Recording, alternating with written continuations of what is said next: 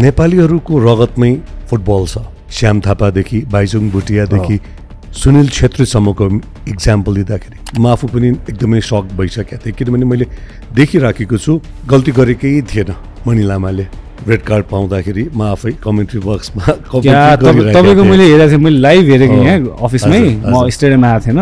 तपाईँको एङ्गर देखिरहेको थिएँ क्या मैले कमेन्ट्रीमा। मिस्टेक एरर्सहरू भयो होला, अन्यथा त्यो जायन्ट स्क्रिनहरूमा चाहिँ त्यो देखाउन मिल्दैन नि। तपाईँले यो लजिक चाहिँ एकदमै मलाई पनि पर्सनली भन्नुहोस् न फिल भयो। दर्शक दीर्घामै पनि रङ्गशालामा त्यहाँ स्ट्याम्पेड हुन सक्थ्यो। विक्रम लामा ओके प्लस डोना थापा अहिले तुरुन्तै आजै नेसनल टिममा स्थान दिनुपर्छ भन्ने खालको कमेन्टहरू प्लिज त्यसरी चाहिँ नभनिदिनुहोस्। एरोनले कन्फिडेन्स गेन गरेर उसको अहिलेको जुन पर्फर्मेन्स छ नि त्यसलाई पलिस गर्दै लग्यो भनेदेखि त कसले रोक्छ,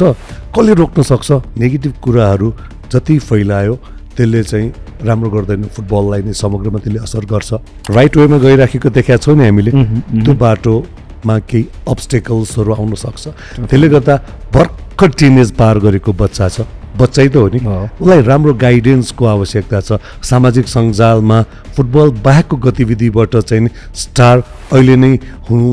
त्यति हतार नगर्नु भन्न चाहन्छु म। एरोनको कन्टेक्स्टमा साम्बा छ, अन्जिला छ, रेखा छ, रेणुका छ, even Preeti is doing good. Preeti त amazing is a blessed player. World कपसम्मको पनि टार्गेट राखेर प्लान गरेको अवस्थामा 2031 को वुमेन्स वर्ल्ड कप हामी खेल्न सक्छौँ टार्गेट राखेको छ। PYL podcast is supported by Fabulous, the first hip hop showroom in Nepal. Sync Lounge, घरको ट्वाक्क अचार. So ladies and gentlemen, presenting you popular sports commentator Sanjeev Silpakar.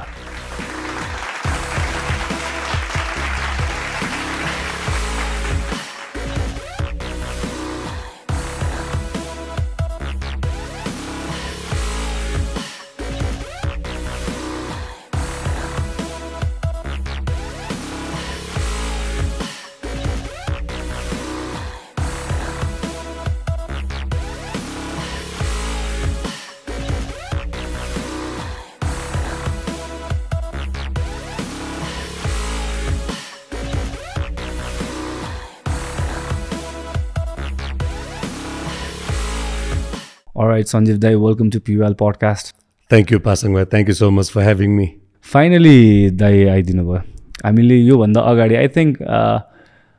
साफ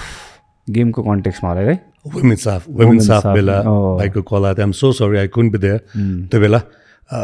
अलिकति व्यस्तता बढी नै थियो र सेकेन्ड टाइम बोलाउँदाखेरि वास्तवमा व्यस्तता भन्दा पनि यो एनएसएल पछि मेरो अझै पनि भोइस नर्मल भइसकेको छैन. तैपनि भाइले फोन गर्दाखेरि आई फिल सो अनर्ड होइन, मैले नो भन्ने अवस्था नै थिएन. होइन दाइलाई त अब धेरै अगाडिदेखि देखिरहेको मैले पर्सनली पनि एक दुईचोटि दाइलाई हजुर भेट्ने मौका पाएँ. आई थिङ्क हाम्रो सोनाम दाइले गर्दाखेरि राइट होइन. अनि त्यतिखेर नै तपाईँको भोइस रियलमा पनि त्यस्तै कि कसै त माइकमा मात्रै हुन्छ दाइ. हजुर होइन रियलमा हुँदैन नि त. हजुर अनि तपाईँको चाहिँ रियलमा पनि त्यत्तिकै नै पावरफुल कि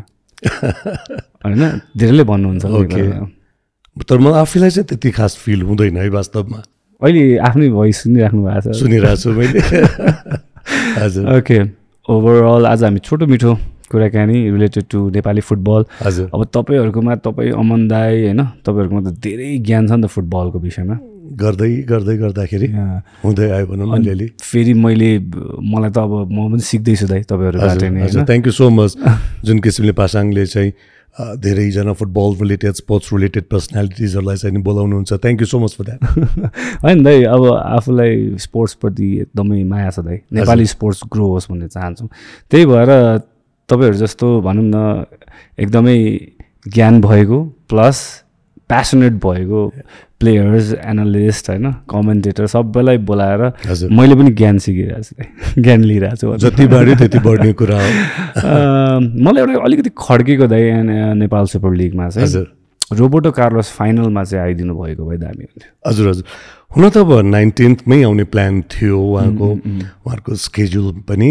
मिलाउनु पर्ने हुन्छ होला होइन. हामीले चाहिँ नि केही अगाडि नै थाहा पाइसकेका थियौँ. त्यसले गर्दा हामीले कमेन्ट्री गर्दाखेरि प्रि म्याच पोस्ट म्याचहरू गर्दाखेरि बिस्तारै त्यो बिल्टअप रोबर्टो कार्लोस नै आउँदैछ भन्ने चाहिँ हामीले जानकारी दिएका थिएनौँ। ब्राजिलियन एउटा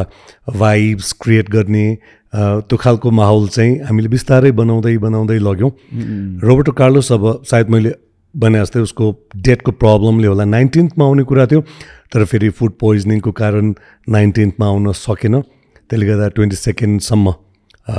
कुर्नु पर्यो हो हामीले। जस्तो तपाईँहरूको सल्लाहहरू लिँदाखेरि पनि या जुन जब कुरा आयो सल्लाहहरू दिनु भएन चाहिँ तपाईँहरूले लाइक फाइनलको दिनै गरिदिएको भए चाहिँ अलिक बेटर हुन्थ्यो भनेर? होइन, त्यो कुराहरू भयो। हाम्रो एनएसएल डाइरेक्टर अब हाम्रो श्रेयांश कार्कीजीसँग पनि कुरा भएको बेला चाहिँ उहाँले डेटकै कुराहरू गर्नुभएको थियो। ओके, किनभने आई थिङ्क एलिमिनेटरको बेला आउनुभएको थियो होइन, पोखरा थन्डर्स र आई थिङ्क धनगढी। हजुर, होइन चितवन होला, एलिमिनेटर चाहिँ नि पोखरा र चितवनको बिचमा थियो। राइट, त्यो बेला उहाँको उपस्थिति थियो। हामीलाई चाहिँ कस्तो, किन लेजेन्ड हो, लिभिङ लेजेन्ड होइन, अनि क्राउड जसरी बुफनलाई राइट सपोर्ट मिलेको थियो त्यस्तै होस् भन्ने थियो, तर हुन नसक्दा हामी आफैलाई पनि खल्ल खल्लकै स्टेडियममा त थियौँ। हजुर, के नपुगेको तर यसपालि विभिन्न सर्कमस्टान्सेसहरूको कारण चाहिँ उपस्थिति केही कम भएको अवस्था हो नै। अब यसपालि कम भयो र फाइनलमा जुन किसिमको स्पेक्टेटर्सहरूको उपस्थिति रह्यो दशरथ रङ्गशालामा, त्यसबाट चाहिँ मलाई आशा के छ भने नेक्स्ट सिजनको लागि अलि अर्ली प्रिपरेसन गरेको अवस्थामा not only by the organisers but also by the teams, Lalitpur city FC, काठमाडौँदेखि बुटवलदेखि झापा सबैजनाले आफ्नो क्षेत्रमा त्यो खालको प्रमोसनल क्याम्पेन्सहरू केही गर्न सकेको अवस्थामा चाहिँ दर्शक बढ्छ भन्ने कुरामा चाहिँ म निकै नै आशावादी मात्र होइन, विश्वस्त नै पनि छु। जस्तो एनएसएलको कन्टेक्स्टमा आई थिङ्क तपाईँ फर्स्ट सिजनबाटै हुनुहुन्छ होइन? हजुर हजुर, जस्तो फर्स्ट सिजनमा I think 9 teams, then right फेरि 7 टिम्स, होइन फर्स्ट सिजनमा 7, सेकेन्डमा 9 भयो, थर्डमा आएर अहिले 7 भएको छ। यो लाइक म चाहिँ ग्रो हुनुपर्छ जस्तो लाग्छ, यो फेरि तल तल डिक्रिज भइरहेछ। यस्तो छ, अहिले इनिसियल फेजमा छ, राम्रोसँग सेप लिइसकेको अवस्था छैन होइन, त्यसले गर्दाखेरि अलिकति टाइम लाग्छ यसलाई एउटा प्रपर सेप लिनको लागि, आत्तिहाल्नुपर्ने अवस्था छैन। सायद हामीले नेक्स्ट सिजनमा कुनै नयाँ टिम पनि देख्न सक्छौँ, त्यो सम्भावना पनि छ नै। अब दाइलाई त मैले अब लिग्सहरूको बारेमा के भन्नु, इन्टरनेसनल लिग्सहरूको बारेमा मैले पनि अलिअलि फलो गर्दाखेरि चाहिँ मलाई के लाग्छ भने अहिले चाहिँ जस्तै स्टेडियममा गएर हामीले हेर्छौँ नि त फुटबलहरू, हजुर स्पेसली फाइनल म्याचेसहरू हेरिरहेको हुन्छौँ, तर एनएसएल हेर्दाखेरि मलाई पर्सनली यो सिजनको एनएसएल हेर्दाखेरि चाहिँ हाम्रो लिगहरू प्रिमियर लिग जस्तै अलिकति लामो होइन, लालिगा जस्तै सिडिआई जस्तै अलिकति लामो 6 months 7 months गइदिएको भए चाहिँ हजुर हजुर विकेन्डमा हामी जस्तो प्यासनेट फुटबल फ्यान्सहरू चाहिँ के गर्ने, फुटबल हेर्न जाउँ भन्ने हुन्छ नि त। अनि अहिले चाहिँ के गर्ने टाइपको हुने रहेछ कि। हुन त यो फ्रेन्चाइज लिग हो, यो ए डिभिजन लिग त होइन। ए डिभिजन लिग नै पनि नेपालमा 3 महिनाभन्दा लामो चलेको अवस्था छैन अहिलेको। हुन त 2 वर्ष भयो, अहिले ब्रेक भइराखेको छ। लेट्स होप अब हुँदाखेरि चाहिँ हामीले टाइम एन्ड अगेन एन्फा नेतृत्वसँग पहिलादेखि नै भनौँ न कुरा गरेको छु मैले पर्सनल्ली पनि, कम्तीमा पनि 6-8 महिनाको लिग नेपालमा भइदियो भने प्लेयरहरू पनि सर्भाइभ हुन सजिलो हुन्छ।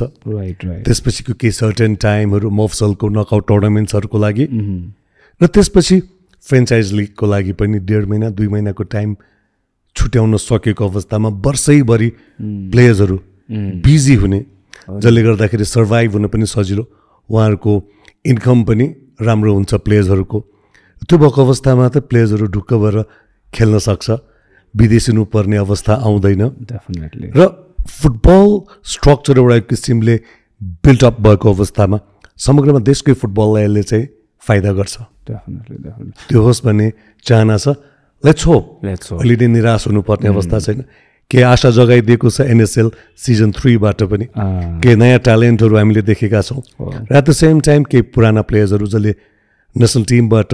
खेलिसकेका छन् र पछिल्लो केही समयदेखि चाहिँ नेसनल टिममा स्थान बनाउन नसकेका केही प्लेयर्सहरूले पनि फेरि आशा लाग्दो प्रदर्शन चाहिँ एनएसएल सिजन 3मा गरेको अवस्था छ। होइन, यसरी लिग्सहरू भइराख्यो भने त डेफिनेटली प्लेयर्सहरूलाई पनि फाइदा। एक्ज्याक्टली। अनि सेलेक्सन गर्दा पनि सजिलो हो नि, होइन, धेरै कुरा हुन्छ। हामीलाई चाहिँ पर्सनली अहिलेको ठिकै छ अहिले नै हुनुपर्छ भन्ने छैन यो हाम्रो सानो एडभाइस हजुर हुनुपर्छ हजुर अलिक लामो जानुपर्छ लिग्सहरू होइन अब ए डिभिजन त भएकै छैन दुःख लाग्छ सर हजुर हजुर तर एनएसएलले स्टेप चालि नै राखेको छ अझै राम्रो तरिकाले ग्रो होस् अब फेसिलिटिजहरू कसरी दिने फ्यान्सहरू स्टेडियमसम्म कसरी बोलाउने भन्ने कुरा किन लिग चरणमा फ्यान्सहरूको उपस्थिति एकदमै कम न्यून होइन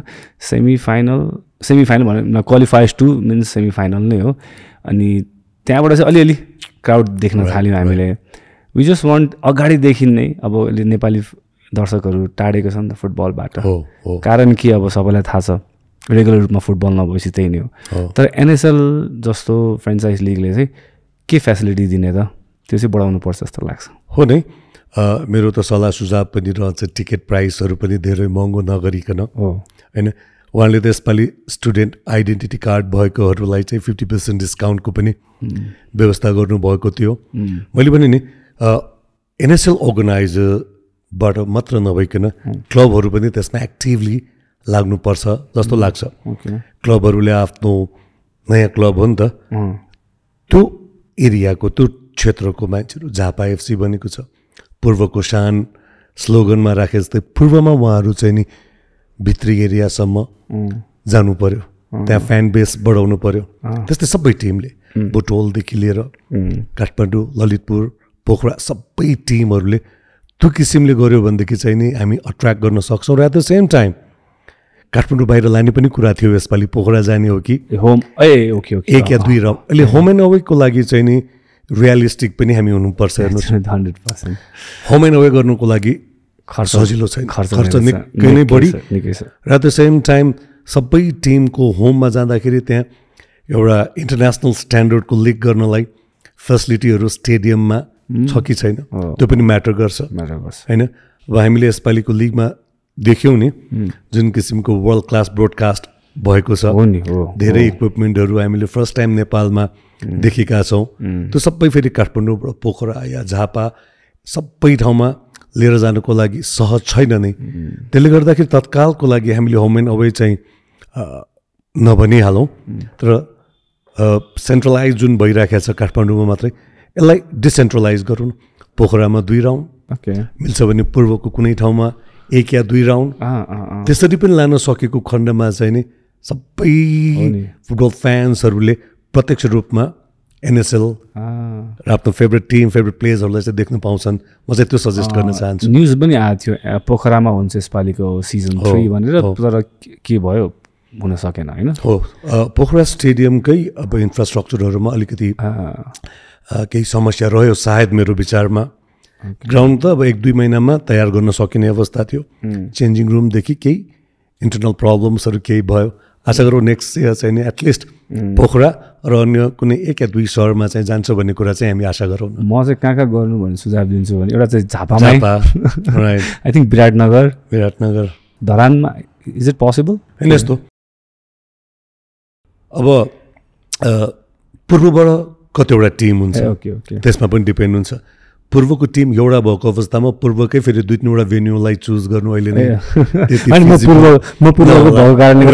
क्रेज एकदमै छ क्या फुटबलको अति नै क्रेज छ क्रेज मात्रै होइन नि पासाङ भाइ मैले साँच्चै भन्नु पर्दाखेरि पूर्व नै हो जसले धेरैवटा क्लबलाई त्यो लेभलको ए डिभिजन क्वालिटीको त्यो लेभलको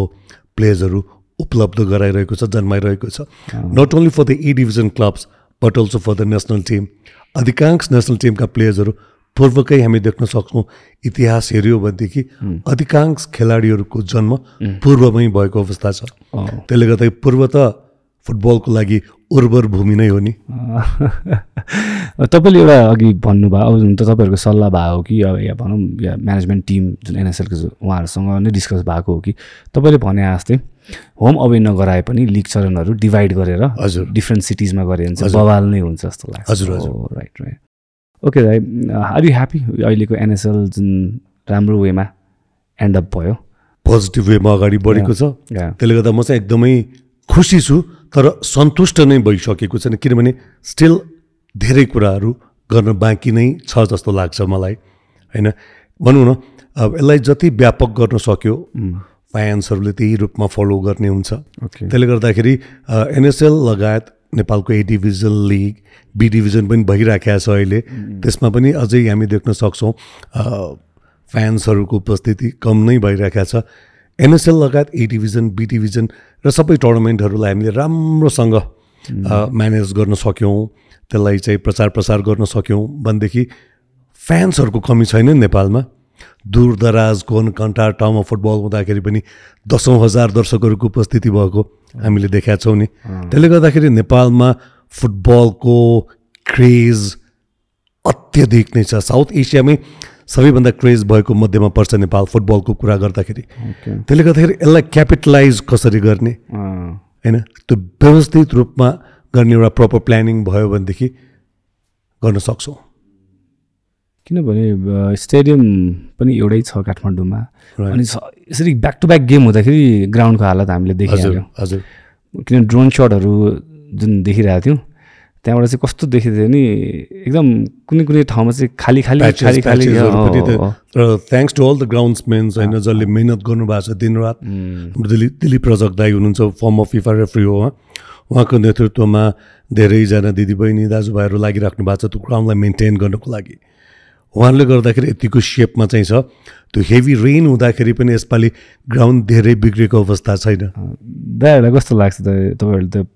प्री म्याच एनालाइसिस पनि गर्नुहुन्छ पानी पर्दाखेरि लास्ट टेन्सन हुन्छ होला है दाइ अनि किनभने हामीसँग प्रपर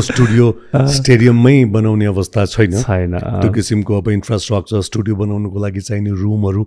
त्यो नभएपछि हामीले आउटडोर नै गऱ्यौँ हुन त यो outdoor pre match post match गर्ने प्रचलन हामीले एनएसएलमा मात्र होइन इभन क्रिकेटको वर्ल्ड कपमादेखि लिएर इपिएलहरूमा पनि हामीले धेरै देखेका छौँ होइन त्यसले गर्दाखेरि त्यो ग्राउन्डको फिलिङ्स स्पेक्टेटर्स आउँदाखेरि हामीलाई पनि यति एनर्जी हुन्छ नि त्यसले गर्दाखेरि आई इन्जोय डुइङ आउटडोर नै तर पानी पर्दाखेरि ठिक छ अब हजुरले त भन्नुभयो आउटडोर हामी त कोही बेला म्यानेज गरेर इन्डोर पनि गर्नुहुन्छ तर फुटबलको कन्टेक्समा चाहिँ ग्राउन्ड अझै प्रपर छैन नि त अनि प्लेयर्सहरूलाई गाह्रो हुने कि किनभने यो धेरै पुरानो ग्राउन्ड भइसकेको छ हेर्नुहोस् अनि हाम्रो स्टेडियम नै पनि धेरै पुरानो भइसकेको छ त्यसले गर्दाखेरि सुरक्षाको कारण देखाएर एएफसीले कुनै पनि एएफसी फिफाको म्याचेसहरू गर्नलाई स्वीकृति दिएको अवस्था छैन अस्ति पनि क्वालिफायर्स अस्ति हामीले मलेसियासँग होममा खेल्नुपर्ने म्याच मलेसियाको होममा गएर खेलेका छौँ तर मलेसियाको होममा हुने म्याचको लागि केही समय बाँकी छ त्यो चाहिँ नेपालमा गराउने भन्ने प्रयासमा एन्फा रहेको पनि जानकारी गरे हामीले किनभने मेरो कुरा हुँदाखेरि त्यो किसिमको तयारी गर्ने सोच उहाँहरूले बनाउनु भएको रहेछ प्यारापेट स्टेडियम सँगसँगै ग्राउन्डको अवस्था पनि निकै नै दयनीय नै छ प्रपर ड्रेनेज सिस्टम छैन तर यसपालि चाहिँ अरू बेलाभन्दा पनि राम्रोसँग ग्राउन्ड मेन्टेन भएको चाहिँ मैले पाएको छु ओके होइन दाइ हामीलाई चाहिँ के लाग्छ भने नेपाली फुटबल या नेपाली फुटबलर्सहरू एकदम राम्रो स्थितिमा होस् कि एभ्री टाइम होइन अब हामीले सुन्छौँ नि त कोही विदेशी राखेको छ नेपाली फुटबलमा स्कोप छैन भने त्यो सुन्दाले साह्रै दुःख लाग्ने अब हामी एकदम प्यासनेट फ्यान्स खेल्छौँ भने हामी आफै पनि होइन अनि त्यो फिल चाहिँ नराम्रो हुने रहेछ कि हो नि अलिकति म्यानेजमेन्टले सिरियस भएर सोच्यो भनेदेखि वास्तवमा नेपाल यति ब्लेस्ड कन्ट्री हो नि फुटबलको कन्टेक्स्टमा नेपालीहरूको रगतमै फुटबल छ यो म किन भनिरहेको छु म एक दुईवटा एक्जाम्पल दिन चाहे मैले अब साउथ एसियाको कुरा गर्ने हो नि हामीले त्योभन्दा माथि एसियन लेभल र वर्ल्ड लेभलको कुरा गर्न मिल्दैन अहिले साउथ एसियाकै कुरा गर्दा पनि सबैभन्दा बढी अहिले डेभलप भइराखेको देख्छौँ हामीले इन्डियामा र इन्डियाकै कुरा गर्दाखेरि जो फुटबलमा अहिलेसम्म नाम कमाएका सुपरस्टार प्लेयर्सहरू छन् पहिला श्याम थापादेखि बाइचुङ भुटियादेखि सुनिल छेत्रीसम्मको इक्जाम्पल दिँदाखेरि सबैजना नेपाली मूलका पहाडी मूलका छन् सो नेपालीहरूको जिनमै त फुटबल छ भन्ने कुरा त्यो कुराले पनि प्रुभ गर्छ जस्तो लाग्छ मेरो विचारमा नो डाउट अघि अरू ठाउँकोलाई एक्स्ट्रा मेहनत गर्नु पर्ला त्यो किसिमको ट्यालेन्ट पाउनुको लागि भने वी आर प्लस्ड हामीसँग नेचुरल ट्यालेन्ट्सहरू नै छन् त्यसलाई नर्चर गर्नु जरुरी छ म्यानेजमेन्ट अलिकति सिरियस भएर यो कुरामा लाग्यो भनेदेखि हामीसँग यति धेरै प्लेयर्सहरू उत्पादन हुन सक्ने ठाउँ हो नि हो क्रेज त्यतिकै छ नेपालको हावापानीदेखि लिएर पहाडी प्लेयर्स तराईका प्लेयर्सहरू हामीले जुन नेसनल टिममा देखिरहेको they are the national talents यो किसिमको ट्यालेन्ट भएको देश हो नेपाल, अलिकति यसमा सिरियस हुनु मात्रै जरुरी छ। अनि अर्को कुरा दाइ, अब तपाईँले त त्यो स्टेडियमलाई त नजिकबाट फिल गर्न सक्नुहुन्छ नि त, मलाई थाहा छ होइन, सेकेन्ड होम नै भन्छु म। मलाई खड्केको, मैले खड्केको कुरा भन्न पाएँ नि होइन, मलाई मात्रै होइन, आई थिङ्क धेरै फ्यान्सहरूलाई खड्केको छ। जस्तो रिप्ले हेर्ने पहिला त गाह्रो थियो, अहिले त एटलिस्ट एनएसएलको कन्टेक्समा त यता पनि एउटा मोनिटर एलइडी राखेको थियो। मलाई चाहिँ के लाग्छ भने त्यो स्टेडियममा नि राइट एटलिस्ट 20वटा जति 60 इन्चको टिभी भयो भने हाल्नु सक्नुपर्छ जस्तो लाग्छ कि। होइन, यो त फेरि इन्टरनेसनली पनि त्यो सानसानो टेलिभिजन एलइडीहरू राख्ने प्रचलन त छैन, जाइन्ट स्क्रिन नै राख्ने चलन छ। त्यो स्क्रिनमा राख्दाखेरि पनि यति धेरै यो सेन्सिटिभ कुरा हो नि पासाङ, यो हामीले हल्का रूपमा लिनै पनि मिल्दैन। त्यो स्क्रिनमा हुँदा त स्कोर देखाउने हो, म्याच पनि देखाउनु मिल्यो नमिल्ने होइन, तर कतिपय कुराहरू कन्ट्रोभर्सियल पनि भइदिन्छ नि, ती कुराहरू चाहिँ स्टेडियममा रहेको जाइन्ट स्क्रिनहरूमा रिप्लेमा देखाउन मिल्दैन। ओके, त्यो कारण पनि भन्छु म। जस्तै अस्ति 1-2वटा इन्सिडेन्टहरू भयो, मनिलामाकै कुरा गरौँ या अन्य कुनै केसेसहरू होइन, त्यो बेला हामी टेलिभिजन दर्शकलाई कमेन्ट्रीमा यो राइट भयो, यो रङ भयो, या भएका इन्सिडेन्टहरूलाई इन डेप्थ इन डिटेल हामीले चाहिँ नि विश्लेषण गरिरहेका हुन्छौँ। अब त्यो कुरा जाइन्ट स्क्रिनमा हामीले देखायौँ भने त्यहाँ भएको स्पेक्टेटर्सहरू जति पनि छ उनीहरू उत्तेजित, आक्रोशित हुन सक्छ, त्यहाँ कुनै पनि किसिमको अप्रिय घटना घट्न सक्छ दुई टिमको फ्यान्सहरूको बिचमा। ती कारणहरूले गर्दाखेरि संसारको कुनै पनि स्टेडियमहरूमा ठुल्ठुलो जाइन्ट स्क्रिनहरूमा म्याच नै देखाए पनि रिप्लेका केही इन्सिडेन्टहरू चाहिँ नि देखाउन मिल्दैन, देखाउँदैन नै। ओके, त्यो त बुझेँ, लजिकली तपाईँले एकदमै राम्रो कुरा भन्नुभयो होइन, तर मैले भनेको कोही कोही बेला रिप्ले हेर्न मन लाग्छ नि त लाइभ स्टेडियममा, त कसरी हेर्ने? अब एकातिर मात्रै छ ठुलो जाइन्ट स्क्रिन, मैले एलइडी मतलब टिभी स्क्रिन्सहरू भइदियो भने नर्मल कन्ट्रोभर्सियल नभएको कुरा चाहिँ हेर्न पायो। स्टेडियमको लागि जाइन्ट स्क्रिन नै चाहिन्छ, 65-85 इन्चेस। होइन मैले भन्नु चाहिँ जाइन्ट भइदियो त राम्रो, तर अब बजेट छैन के छैन भन्दाखेरि अहिले त्यति गाह्रो छैन। त्यो प्याराफिट भित्र के एलइडी स्क्रिन्सहरू हामीले हायरमा पनि लिन सक्ने अवस्था त छ नि। आउटडोर अहिले इच एन्ड एभ्री सपिङ मलमा बाहिर हामीले जाइन्ट स्क्रिनहरू देख्न सक्छौँ। इभेन्ट म्यानेजमेन्ट कम्पनीहरूबाट चाहिँ नि साउन्ड सर्भिस सिस्टम प्रोभाइडरहरूबाट पनि त्यो जाइन्ट स्क्रिनहरू हायर गर्न सक्ने अवस्था रह्यो अहिले त। अनि मैले चाहिँ लाइफ लङ नै स्टेडियममा जुन प्याराफिटहरूमा बसिराखेको हुन्छ नि जेनरलतर्फ पनि सानो सानो अब पैसा छैन भन्ने सुन्छु म है, के एक्सक्युजेसहरू पाउँछ, जाइन्ट राख्न नसके पनि सानो सानो राखिदियो भने मेरो चाहिँ एउटा एडभाइस। ओके दाइ, अझै तपाईँसँग थप कुराकानी बाँकी नै छ। एक दुईवटा कन्ट्रोभर्सियल कुराहरूमा तपाईँको ओपिनियन के छ भन्ने चाहिँ म लिन चाहन्छु, किन फुटबललाई तपाईँ एकदम नजिकबाट चिन्नु हुन्छ होइन, बुझ्नुहुन्छ, खेलाडीहरूलाई चिन्नुहुन्छ, तर त्योभन्दा अगाडि तपाईँलाई फ्याबुलसको तर्फबाट यो सानो gift hamper. Wow, thank you. नेपालको फर्स्ट हिपहप सोरुम हो फ्याबुलस। Okay, thank you. यो तपाईँलाई कोही बेला काम लाग्छ त यो टोपी? अफकोर्स, मेरो छोरा त झन् खुसी होला जस्तो छ यो देखेर। Thank you. जस्तो दाइ कतिजनालाई चाहिँ अब रियल फुटबल फ्यान्सहरूलाई त यो कार्डको सिस्टममा रिभोक हुन्छ, अपिल गऱ्यो भने रिभोक हुन्छ भन्ने कुरा त थाहा छ, तर अब लेट्स इन्जोय फुटबल, हामीले हेर्न मजा आइरहेछ भन्ने फ्यान्सहरूलाई चाहिँ मनी लामाले जुन पाएको थियो रेड कार्ड, फाइनल खेल्न नपाउने कुरा थियो, तर अपिल गरेपछि त्यो रिभोक भयो, त्यो खारेज भयो भनौँ न। हजुर, त्यो विषयमा अलिकति केही भनिदिनु दाइ। मनी लामाले त्यो धनगढी एफसीसँगको म्याचमा रेड कार्ड पाउँदाखेरि म आफै कमेन्ट्री बक्समा तपाईँको मैले हेरेको थिएँ, मैले लाइभ हेरेको यहाँ अफिसमै, म स्टेडियममा आएको थिएन, तपाईँको एङ्गर देखिरहेको थिएँ क्या दाइ मैले कमेन्ट्रीमा। होइन, म मेरो असन्तुष्टि केही हदसम्म पोख्दाखेरि आइ एम सो सरी यदि मैले त्यो मेरो रिस त्यहाँ पोखेको चाहिँ कसैलाई लाग्छ भने म मेरो रिस पोखिराखेको थिएन कि वास्तवमा एउटा रेफ्रीले जानेर वा नजानेर गल्ती गरिरहँदाखेरि एउटा प्लेले रेड कार्ड पाएर मैदान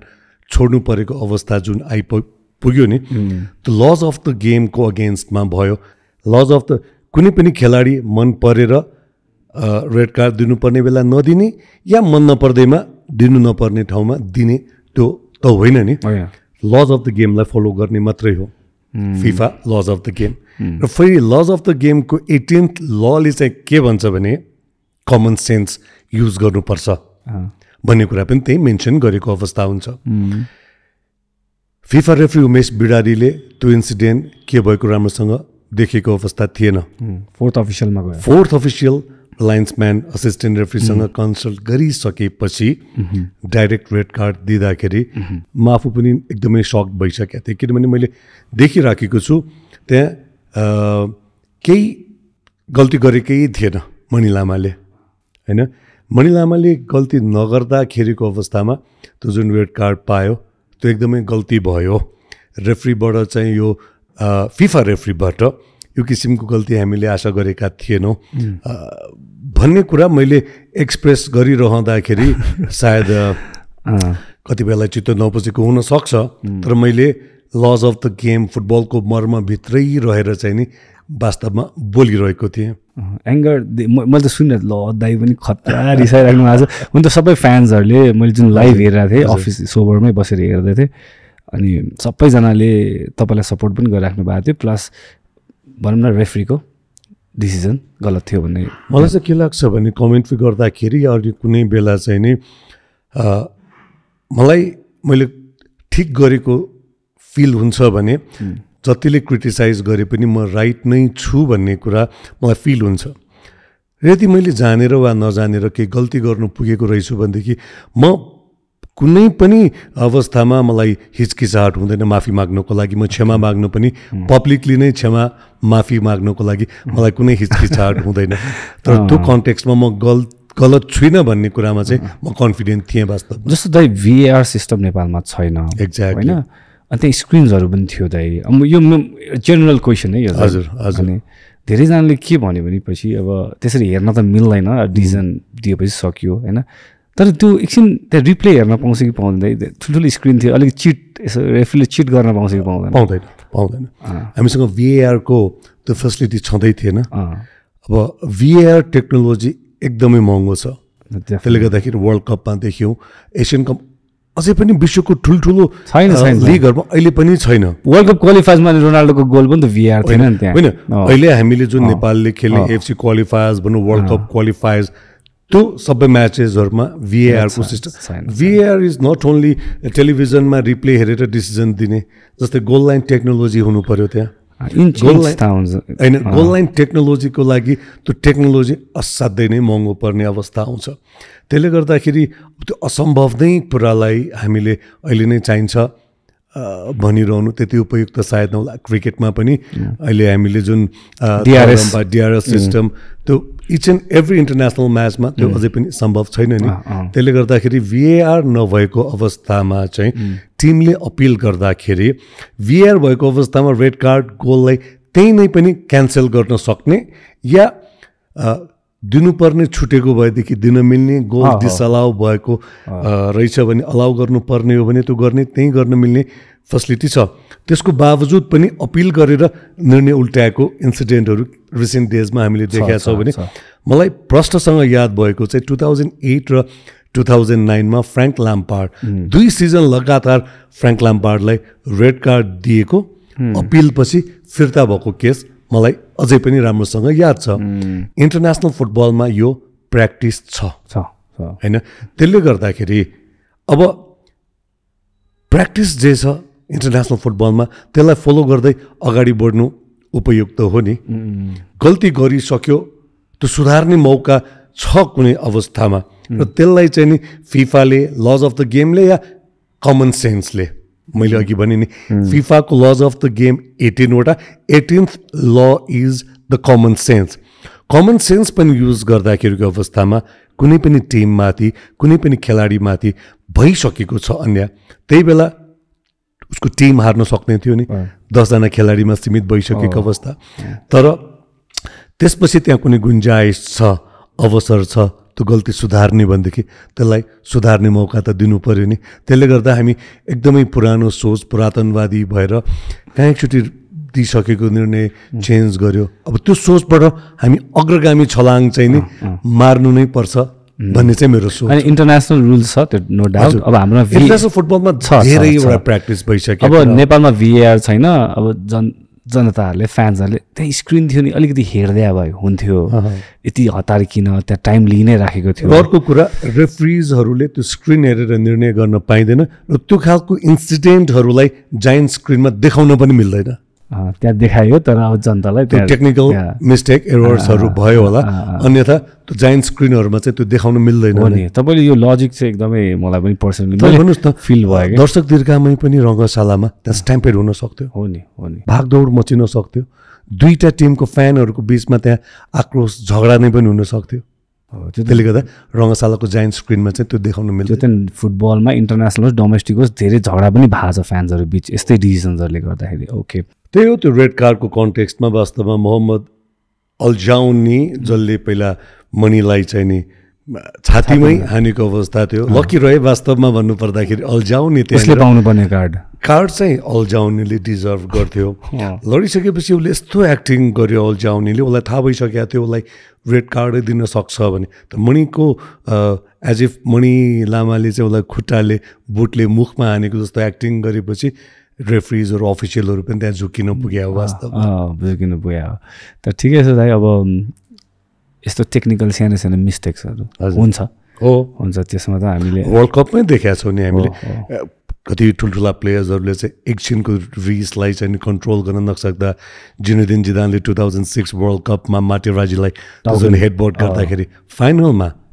10 खेलाडी हुनु पुगेको थियो टाउकोले ड्याङ त्यो किनभने खेलाडीहरूको त्यो एउटा पहिला सिकाउँछ होइन दाइ त्यो स्पेसली कोही बेला एग्रेसिभ बनाऊ अपोनेन्ट प्लेयरलाई त्यो incident world cup final everything is fair in love and war भन्ने सिद्धान्तमा पनि कोही टिम गइरहेको हुन्छ त्यो त जिदानलाई जानी एकदमै प्रोभोक गरेकै हो नि प्रोभोक गर्दा गर्दै फ्र्याक्सन अफ सेकेन्डमा जिनेदिन जिदानले चाहिँ आफ्नो टेम्पर कन्ट्रोल गर्न नसक्दाखेरि इटालीलाई त केही घाटा भएन घाटा फ्रान्सलाई त्यसले गर्दाखेरि म कतिपय अवस्थामा के भन्छु भनेदेखि कुनै प्लेयरले प्रोभोक गर्यो गल्ती गर्यो भनेदेखि उसलाई सजाय दिने काम म्याच अफिसियलको हो नि त्यसमा रियाक्ट नगर्नु सकेसम्म चाहिँ टेम्पर कन्ट्रोल गर्नु भन्ने नै मेरो सल्लाह रहन्छ वास्तवमा प्लेयर्सहरूलाई तर यस्तो रहेछ दाइ एज अ प्लेयर म पनि खेलिरहेको छु नि त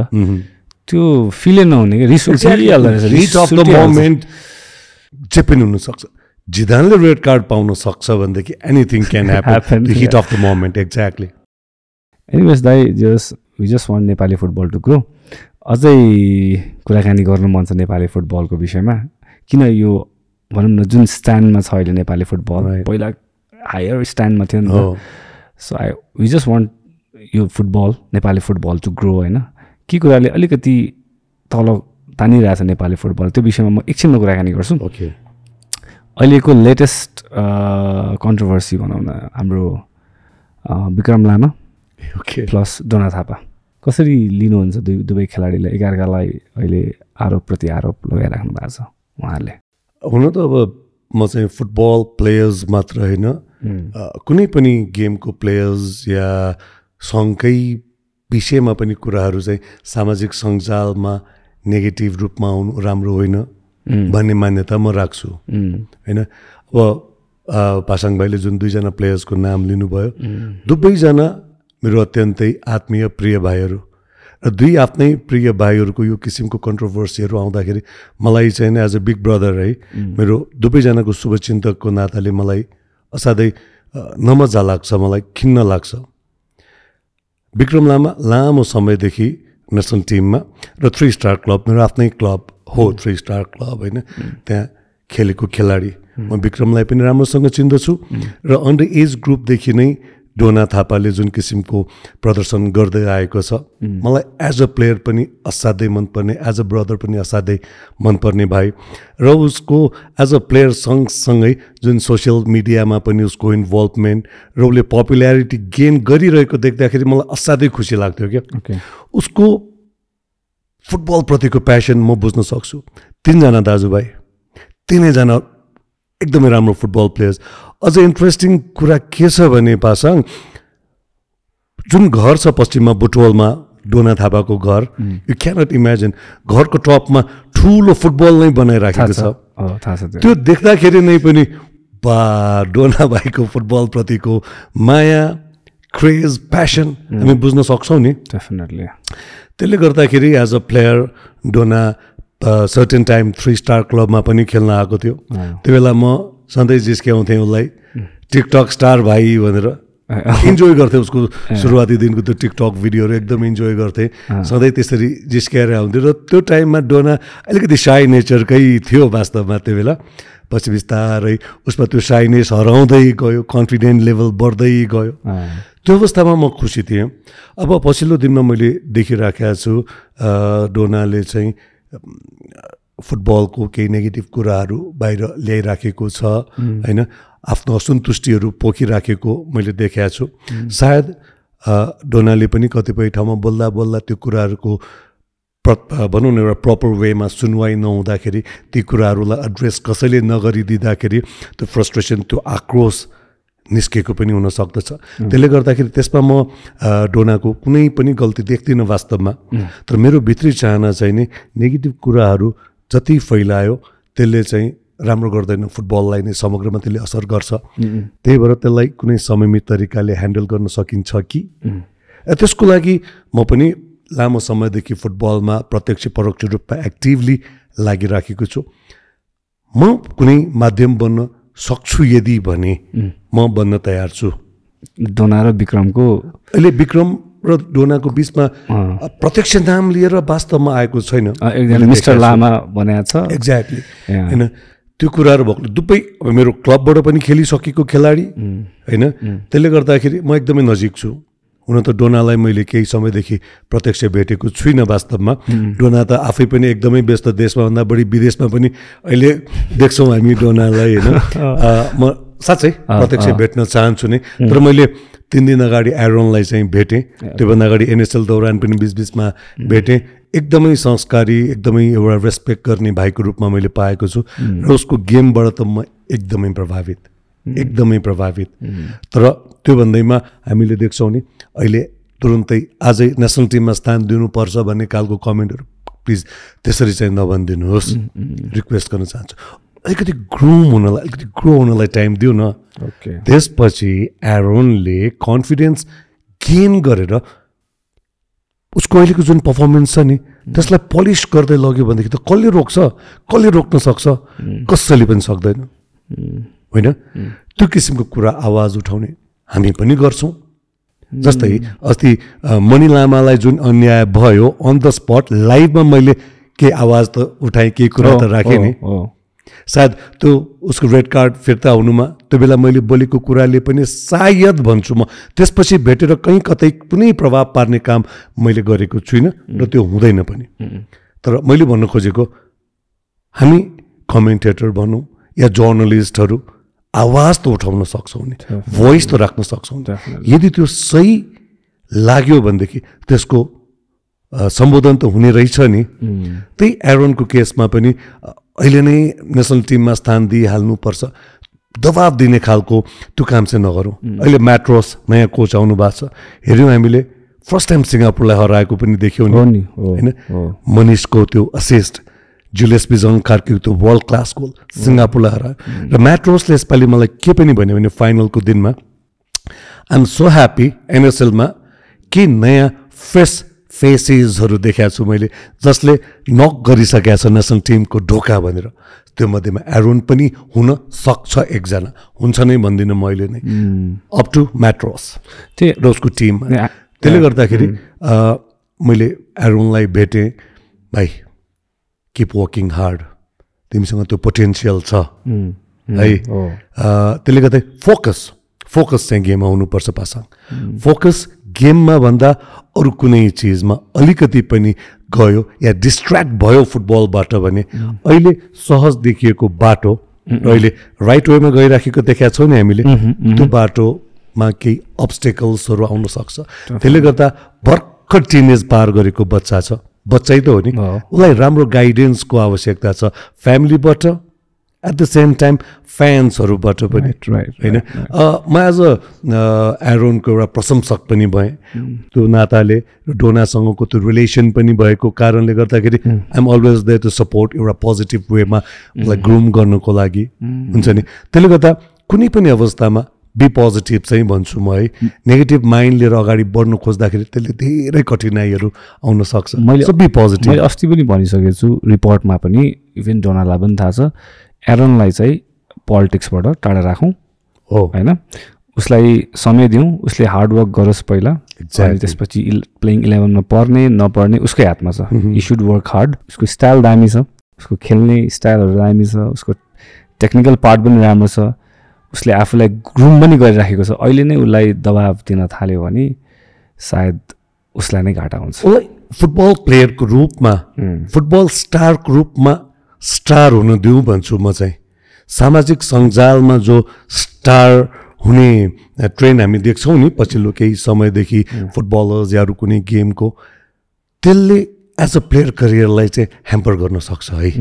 त्यसले गर्दाखेरि त्यसमा चाहिँ एकदमै अलर्ट हुनु जरुरी छ as a natural talent football प्लेयरको रूपमा फुटबल स्टारको रूपमा ग्रुम हुन दिउँ न सामाजिक सञ्जालमा फुटबल बाहेकको गतिविधिबाट चाहिँ स्टार अहिले नै हुनु त्यति हतार नगर्नु भन्न चाहन्छु म एरोनको कन्टेक्स्टमा र डोना त टिकटक स्टार सोसियल मिडियाको स्टार नै भइसकेको छ भाइ होइन तर डोनालाई पनि म चाहिँ नि जब एउटा पपुलर भइन्छ त्यो बेलाको रेस्पोन्सिबिलिटी धेरै ठुलो हुन्छ सो त्यो पपुल्यारिटी गेन गरिसकेपछि सोसाइटीमा देशमै पोजिटिभ मेसेजहरू स्प्रेड गरौँ न किनभने धेरैले आइडलको रूपमा लिइराखेको हुन्छ डोना थापा या डोना थापा जस्तै अधिकांश इभन पासाङ भन्नुहोस् या अन्य थुप्रै पोडकास्ट चलाउने हाम्रो साथीभाइहरू हुनुहुन्छ नि तपाईँहरू आफ्नो ठाउँमा गरिराखेको काममा तपाईँहरू सक्सेस हुनुहुन्छ धेरैले तपाईँलाई फलो गर्नुहुन्छ आइडल मान्नुहुन्छ so now it's your duty and responsibility कि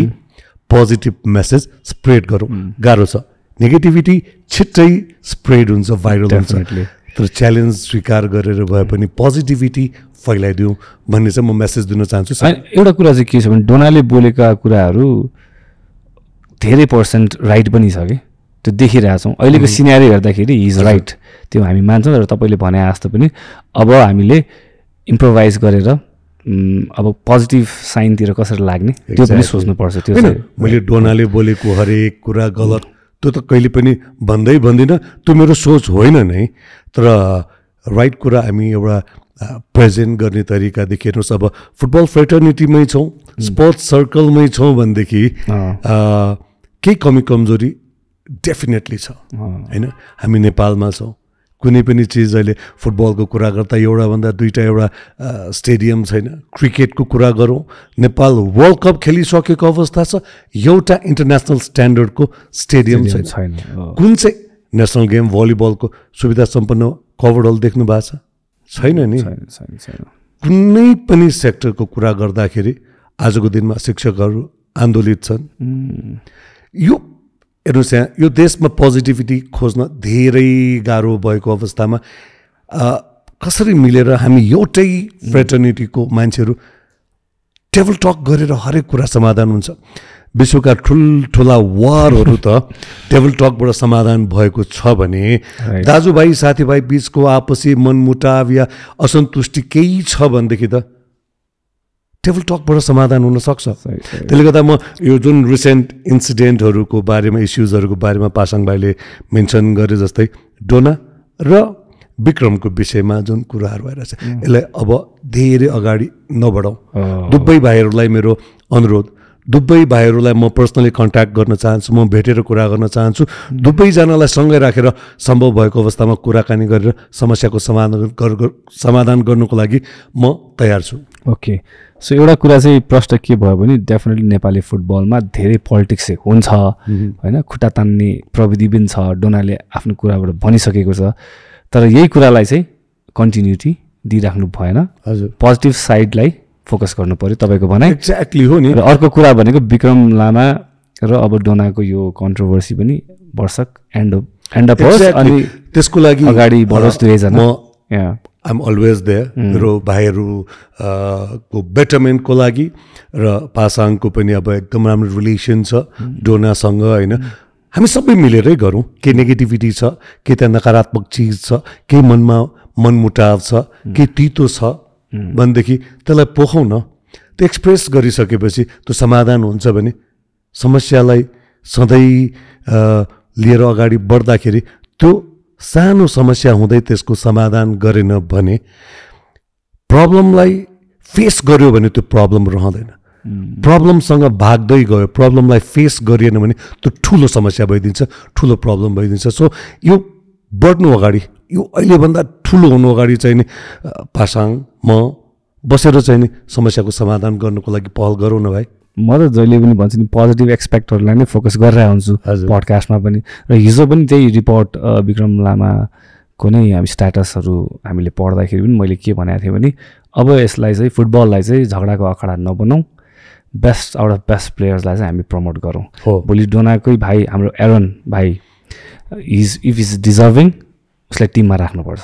डेफिनेटली होइन उसले आफूले प्रुभ पनि गरेको छ भर्खरको दिनमा होइन र अब त्यो भइराखेको अवस्थामा मैले भने नि एरोनको कन्सन्ट्रेसन फोकस चाहिँ फुटबल नै हुन दिउँ त्यसमा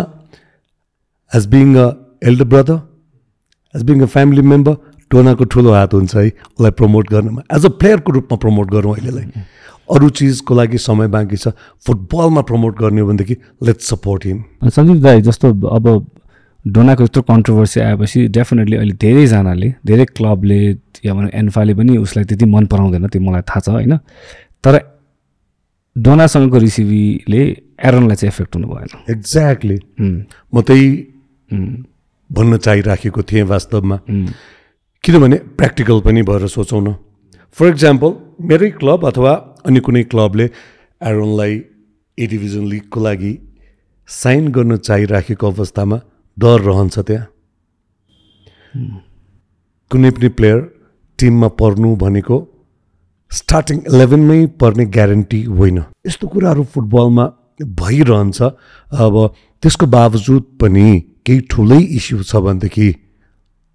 टेबलमा बसौँ सल्भ गरौँ न म चाहिँ त्यो भन्न चाहन्छु तपाईँले भन्नुभएको एकदमै लास्टमा भनेको we have to think positive about Nepali football तर एट द सेम पोइन्ट धेरै नेपाली जनताले चाहिँ अहिले फुटबल धराशायी भएको देख्दाखेरि चाहिँ डोनाले जे भने त्यो ठिक भने भन्ने चाहिँ एउटा पर्सेप्सन छ हो त्यो छ डेफिनेटली छ र धेरै खेलाडीहरू अब विदेशीको अवस्था पनि छ नि होइन त्यसले गर्दाखेरि पनि डोनाले बोलेको कुरामा त्यहाँ सत्यता देखिराखेको छ तपाईँ चाहिँ कतिको सत्य मान्नुहुन्छ उहाँ जस्तो डोनाले जति कुराहरू भनेको छ तपाईँ पनि अपडेटेड हुनुहुन्छ मैले यसअघि नै भने नि डोनाले भनेको कुरा 100% गलत भनेर म भन्दिनँ उसले बोलेको धेरै कुराहरूमा सत्यता छ र कतिपय अवस्थामा ती सत्य कुराहरूलाई पनि एउटा एक्सप्रेस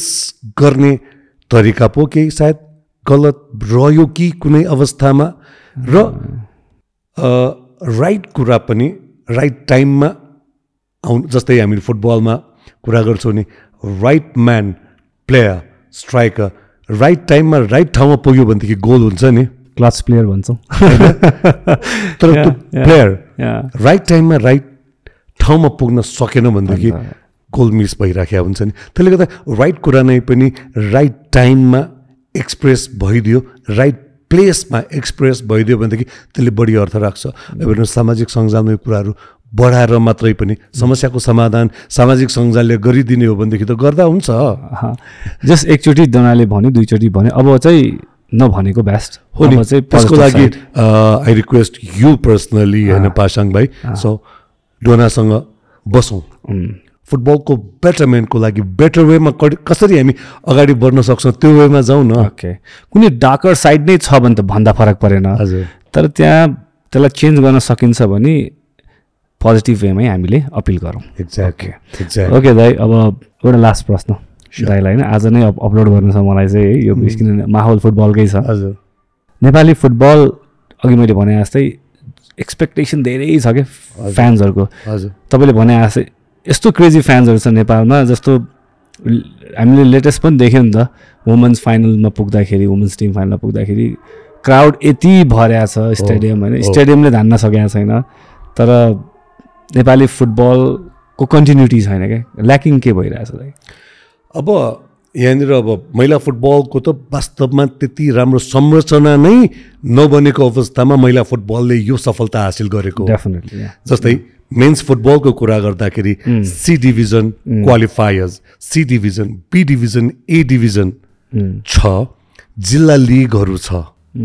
र महिला फुटबलको कन्टेक्स्टमा त त्यहाँ C qualifier C B A division छैन सिधै ए डिभिजन मात्रै छ जिल्लाहरूमा अरू टुर्नामेन्टहरू हुन्छ तर thanks to all the departmental teams अनि विभागीय टिमहरूले चाहिँ नि धानेको अवस्था छ विशेष गरेर एपिएफ आर्म पुलिस फोर्सले चाहिँ नेपाली महिला टिमको कन्टेक्स्टमा विशेष गरेर अरू गेमदेखि अरू मेन्स टिममा पनि गरेको त छ नै तर अहिले हामी फुटबलको कुरा गरिरहेको अवस्थामा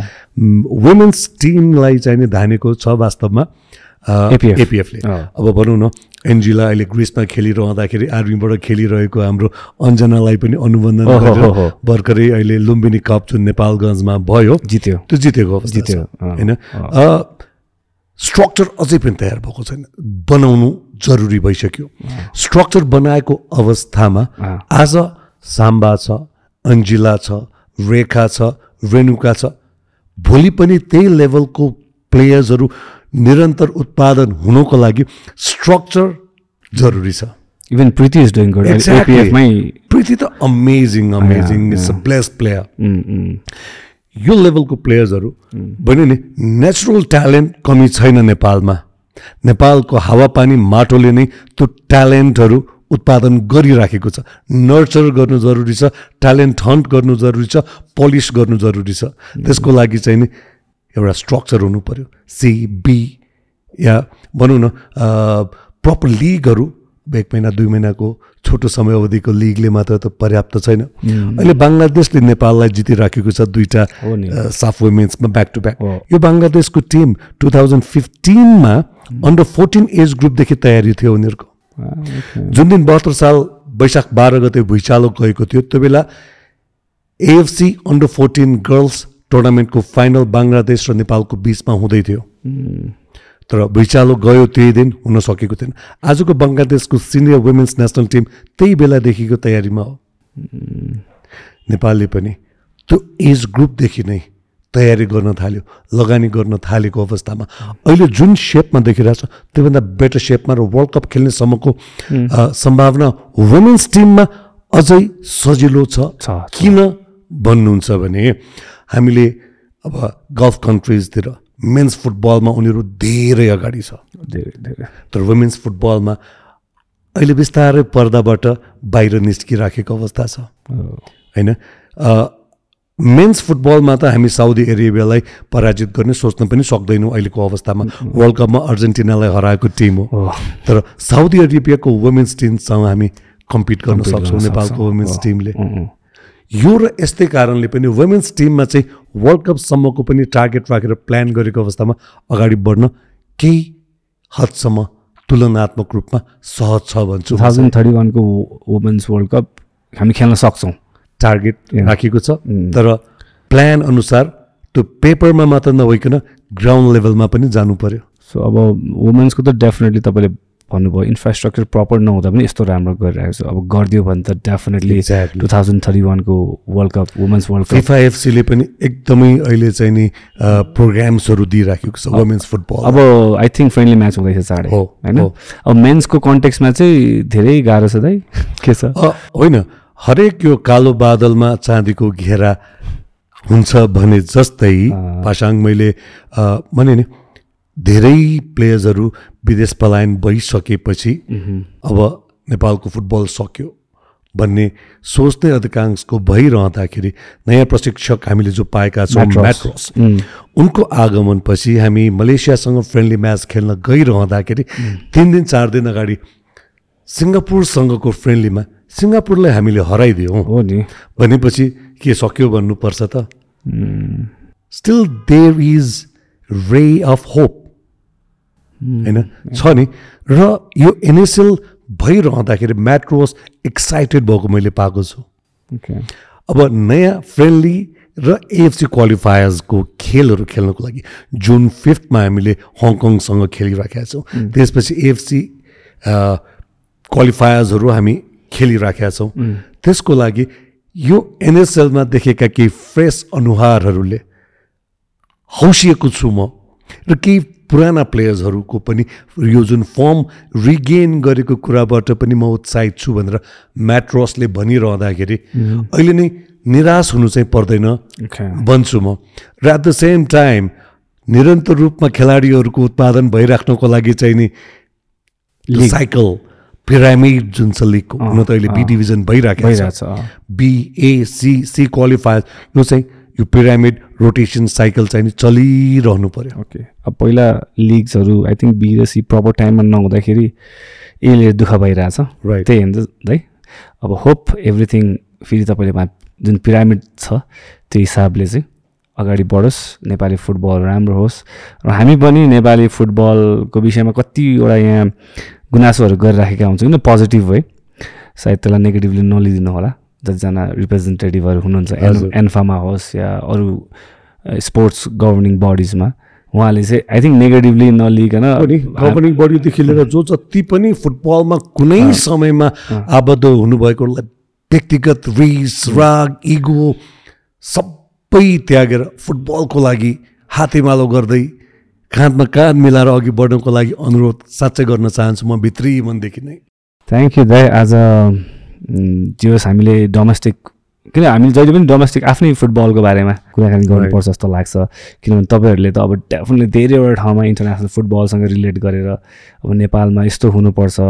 विदेशमा यस्तो छ भन्नु पनि भएको छ। तर आज चाहिँ मलाई personally NSL plus controversy and at the same point Nepali football चाहिँ राम्रो हुनुपर्छ है भनेर चाहिँ कुराकानी गर्नु मन थियो। अल्टिमेट इच्छा त्यही नै छ। आज तपाईँले आफ्नो पर्सेप्सनहरू राख्नुभयो। होप यो कन्ट्रोभर्सीहरू पनि एन्ड अप होस् होइन। मैले डोना र विक्रमको मात्रै कुरा गरेँ होइन, अरू धेरै कन्ट्रोभर्सीहरू त्यो पनि एन्ड अप होस् र नेपाली फुटबलको लागि सबैजना पोजिटिभली लागेको हेर्न चाहन्छौँ हामी पनि। र at the same point thank you so much दाइ, तपाईँले समय दिनुभयो। Thank you for having me Pasang भाइ। You are always there, you were always there. थाहा छ मलाई अरू इभेन्टहरू हुँदाखेरि पनि दाई भनेर चाहिँ सधैँ सपोर्ट गरिराखेको पाएको छु। I am so thankful. मैले भित्री हृदयदेखि नै थ्याङ्क यू भन्न चाहेँ पासाङलाई र पासाङलाई चिनाइदिने सोनामलाई पनि। ओके दाइ, थ्याङ्क यू सो मच। जानुभन्दा अगाडि घरको ट्वाकको अचारबाट तपाईँलाई यो गिफ्ट ह्याम्पर। आज घरमा छोरा पनि खुसी, फ्यामिली पनि खुसी, वाइफ पनि खुसी, सबभन्दा खुसी अचार मनपर्ने त म आफै पनि हो। सो म आफै नै धेरै खुसी। Thank you so much. म एभ्री विक नै आउन चाहेँ। डेफिनेटली दाइ, यु वेलकम एनी टाइम है। So one more time thank you so much दाइ and have a great time. र तपाईँको प्रोजेक्ट्सहरू अझै बेटर होस् र नेपाली फुटबलको राम्रो होस्। थ्याङ्क यू पासाङ भाइ। र पासाङको यो जुन एकदमै पपुलर भइराखेको पोडकास्ट अझै पनि दिन 2 गुणा रात 4 गुणा चाहिँ पपुलर हुँदै जाओस्। Wish you all the very best. तपाईँको इन्टायर टिमको लागि best wishes. Thank you so much. Thank you.